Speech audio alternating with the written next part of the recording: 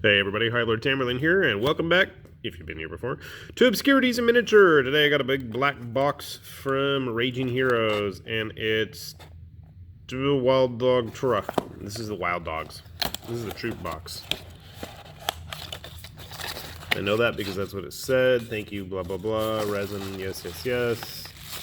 Show me what you got. So the Wild Dogs were the first set of cool and crazy wild girls that obviously would work great in a game of Necromunda if you wanted to run them with some Eschers.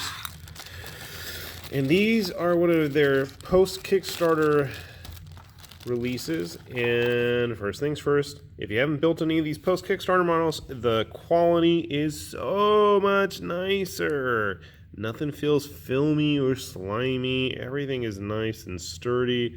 Details all where they need to be, and they got some really cool looking craziness going on here. They all have names. I don't know what their names are because it's on the website if you buy them all individually. So this is Polearm Banner Lady. Sometimes they put the names. I would still recommend washing these. It never hurts. And here is Chain Girl. She's got a chain, literally with knives strapped to it. That's a fun weapon. Eschers have those whips too, so not a bad little deal here. I'm going to take a wild guess that these heads are probably all modular, and you can probably swap them around. Whether or not you actually want to do that, that's your call. I like the heads where they were. Okay, here's the girl with the giant chain sword with her tongue sticking out. You never get to see the backside of these models, what's going on there. That was a cool sword. She got like a fur coat or something on there. Looks like wires hanging off. I'm not sure what's going on there. I think out of all the models, at least from the renders, she was the one I was most interested in. Hopefully I can paint her to a decent standard. Okay, we have a lady with a hockey stick, a mask, and a sniper rifle of some sort in a very Raging Heroes-esque pose. Knock-kneed. And one thing is nice is they do have, even though there's parts and junk all over it you need to clean off, they do have a slot for the slot of bases. And about 90% of the time they actually do fit on them, so that's a nice little plus. And here is our last member, and I thought I dropped something, but I guess not. So she is a 2-pistol packing mama with sunglasses. Very cool. So there's a lot going on with these figures. They're very detailed, very busy, and the casting quality really brings that to the front light. I mean, they're really nice looking, really sharp models. Obviously, they do require a bit of cleanup. I wouldn't recommend these for new beginner modelers. Obviously, if you're looking at Raging Hero stuff, you've probably been doing this for a bit anyways and looking to go beyond the usual. So I'm quite keen on putting these together. I have built one of the, what are these girls called? Not the, these are the Howling Jackals. So this is one of the other ones. This is the second set of 5 they've made. I got one of those models. So hopefully she stacks up well compared to these as well. And in case you're curious, they do stack up pretty nicely. Whoa. To actual Escher models. So if you wanted to actually supplement your gang with them, I think they'd fit right in. We'll look at those together more later. All right, time to build the rest of the gang. All right, we got our Howling Jackals all built here. And surprisingly, they all went together very easily, but they're also very sturdy, and I think I have to thank the slaughter base insert for that. I really like her chainsaw sword there. Not a big fan of the pose with the pistol, but that might be me to blame for that one. Then we have Chain Blade Razor Girl.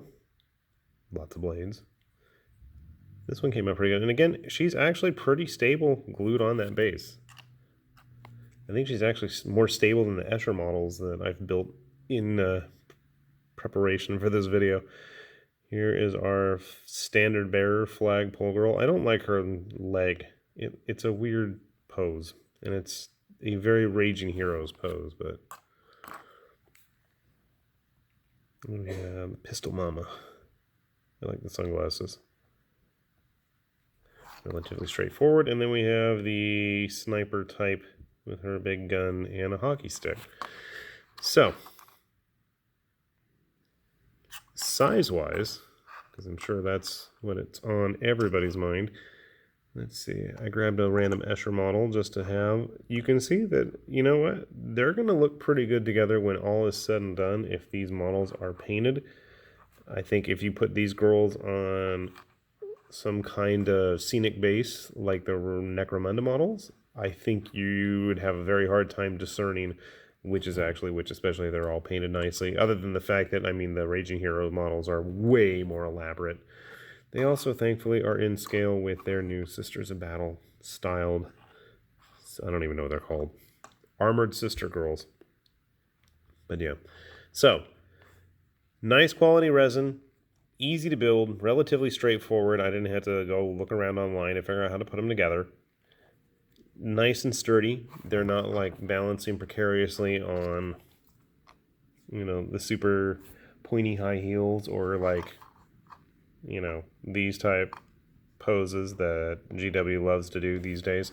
At least these girls have those slotted bases, though, to keep them supported. Because, you know, when you're playing and remembering that these are... Oh, we already saw you. Get out of here. These are meant for gaming.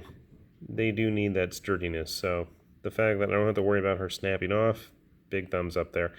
And they're very, very characterful models too. So if you're looking for something to supplement your Escher gang, if you're looking for some hired hands or bounty hunters to add some pizzazz to your tabletop games in Necromunda, or you just want some kind of irregular guard regiment or just a bunch of, you know, filthy gangers for whatever your post-apocalyptic near future game maybe, I think these girls would really fit the bill. I mean, I'm probably going to use them as raiders in Fallout Wasteland Warfare once we get back around to playing that and the other raiders come out and we have all their stats for them. I think they're going to be a nice, fun-looking group to have on the table.